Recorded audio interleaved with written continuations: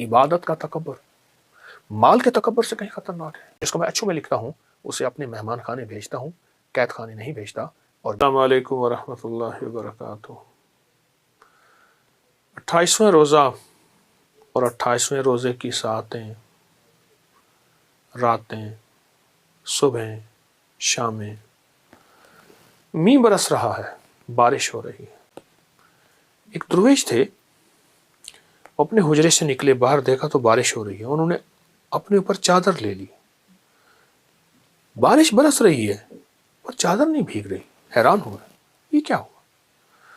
پھر دل میں احساس ہے اس کی رحمت کی، اس کی عطا کی، اس کے کرم اور اس کے فضل کی بارش. اور واقعتاً ایسا ہے. جو رمضان گزرتا جائے گا، رمضان میں اس کی عنایت اور عطا بڑھتی چلی جاتی ہے. اس کی شفقت، اس کا کرم بڑھتا چلا جاتا ہے اور اس کی مہربانی بڑھتی چلی جاتی ہے. جو رمضان گزرتا جائے گا، جتنا بھی رمضان گزرتا جائے گا، کیونکہ کریم ہے اصل میں. کسی نے پوچھا کہ کریم کے معنی کیا ہیں؟ کہا کہ معنی تو بیان نہیں کر سکتا، بہت وسیع معنی ہیں. ایک مثال سے بتاتا ہوں. وفادار غلام تھا، ساری عمر آقا نے اس کے ساتھ وفا کی، شفقت، مہربانی، سب کچھ. اچانک دغا کر گیا. اور دغا نہیں کیا، بہت سارا مال لے کے بھاگا، بہت نقصان کیا. پھر یہاں تک نہیں، کسی ایک بڑے بادشاہ کے پاس چلا گیا جو مخالف تھا، اور وہاں جا کے دن رات اس بادشاہ کو برا بلا کہتا تھا، اس آقا کو برا بلا کہتا تھا. یہ زندگی کا سلسلہ سالہ سال چلتا رہا. ایک دفعہ یہ کہیں راستے میں پکڑا گیا اور اس کو پکڑ کے بادشاہ کے کارندے لے آئے، پکڑ کے لے آئے. راستے میں پکڑا گیا. جب لے آئے تو پھر بادشاہ کے سامنے، جب بادشاہ کے سامنے آیا تو بادشاہ نے اسے دیکھا اور کہا جا معاف کیا، جتنا لے گیا تھا اور عطا کر دو اس کو، اور جتنا تو نے مجھے برا بھلا کہا اس کی جگہ یہ اشرفیاں دے دو، اس کی جگہ یہ ہیرے دے دو، اس کی جگہ یہ جواہرات دے دو. عنایات کی بارش کر دی. لوگ حیران. کہا کہ جس طرح لوگ اس پہ حیران ہوں گے جب خطاکار اور گناہگار بندہ اللہ کے حضور جاتا ہے تو اللہ کی شان کریمی، اس کی مغفرت، اس کی عطا، اس کی شفقت، اس کی رحمت بالکل ایسے ہی ہے. اور وہ ایک پل میں بندے کو معاف بھی کر دیتا ہے، عطا بھی. اور جب معافی ایسی کرتا ہے، کہتے ہیں جتنی اس کی خطائیں تھیں اس کے بقدر نیکیاں دے دو، اس کے بقدر ثواب دے دو، اس کے بقدر اجر دے دو. وہ ایسا کریم ہے. فرض کہ ایک بہت بڑا شاعر تھا، وہ اور خواجہ حسن بصری رحمۃ اللہ علیہ ایک جنازے میں تھے. تو کسی نے ایسے زور سے بول مارا، ایک بدترین شخص اس جنازے میں ہے، ایک بہترین شخص اس جنازے میں ہے. فرزدق نے نا ایسے خواجہ حسن بصری کی طرف دیکھا اور پوچھا شیخ اس بول کو سنا آپ نے؟ کہا سنا. تو پھر پوچھ بتائیں کہ کون بدترین ہے، کون بہترین ہے؟ میں اللہ ہی جانے. میں نے پہچان لی ہے، آپ بہترین ہیں اور میں بدترین ہوں. بس ایک چھوٹی سی یہ بات ہوئی، جنازہ ہوا، زندگی کے دن رات گزرے. خواجہ حسن بصری بھی اللہ کے حضور چلے گئے اور فرزدق بھی فوت ہو گیا. فرزدق سے کسی نے پوچھا بعد از وصال کیا بنا؟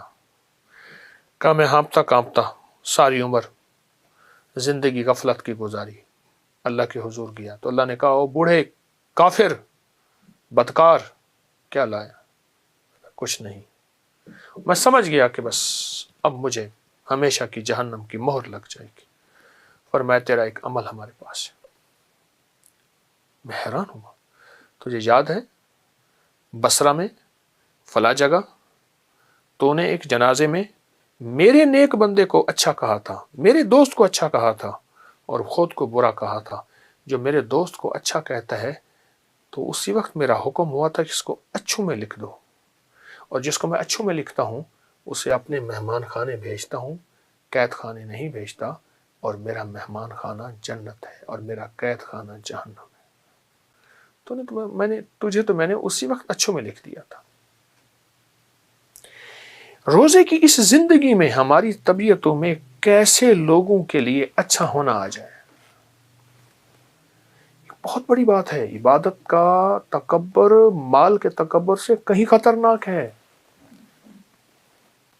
عبادت کا تکبر مال کے تکبر سے کہیں خطرناک ہے.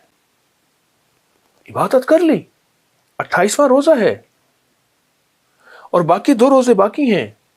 اب اپنے آپ کو سنبھالنا اور سمیٹنا شروع کریں. اس کا تجربہ یہ ہوا, اس نے کہ جی یہ اسٹیشن گزرا ہے, اگلا اسٹیشن ہمارا آ رہا ہے, ہم سامان اٹھانا شروع کر دیتے ہیں, اپنے آپ کو سنبھالنا سمیٹنا شروع کر دیتے ہیں. ابھی رمضان ختم ہونے والا ہے. اس ختم ہوتے رمضان میں اپنی عبادات کی گٹھڑی کو سمیٹنا کیسے ہے, سنبھالنا کیسے ہے؟